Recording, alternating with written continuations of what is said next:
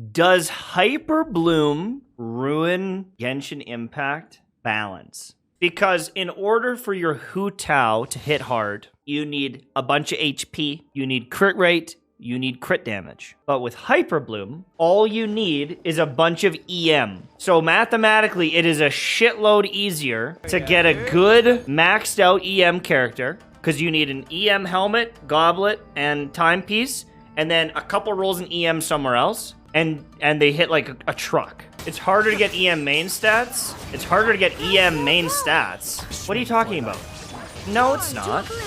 Because if you want a crit damage main stat, you also probably want crit rate to roll on it and roll into it. It's harder. It's not harder because all the damage comes from EM. You could land in all HP percentage as the secondary stat, and it's still going to do the same amount of damage. You probably want energy recharge, absolutely. But if you're looking at just a damage standpoint, all you need is EM.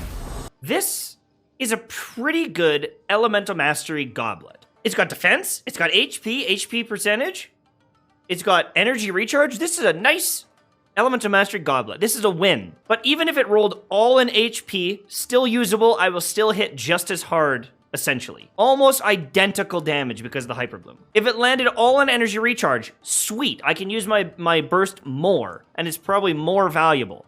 But it's still the same amount of damage. This crit damage circlet with 14% crit rate is an anomaly. Almost unreplicatable. It is almost impossible to get this value again.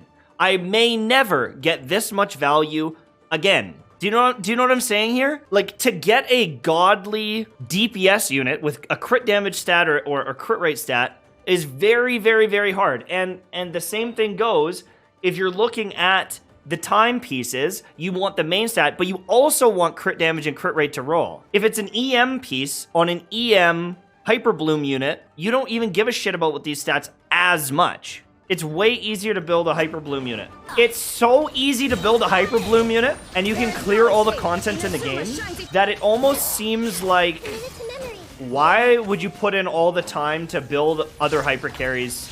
Like, it almost devalues the other units.